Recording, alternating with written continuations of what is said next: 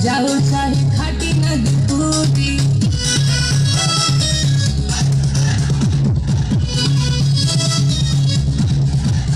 बजाओ रे भाई हिंदी तुझे खूबी कोरटा बजाओ चाहे खाटी नदी पूरी सीने से लगा ले चाहे गोदी में उठा ले सीने से लगा ले चाहे गोदी में उठा ले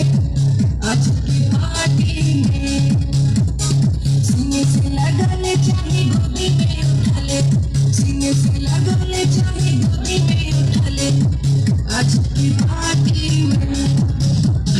गर्लफ्रेंड के भाई गर्लफ्रेंड के तू बुला ले आज की पार्टी में भाई गर्लफ्रेंड के तू बुला ले आज की पार्टी में तुझको आके बुला ले तेरी सुनिया के बुला ले तुझको आके बुला ले तेरी सुनिया के बुला ले आज की रात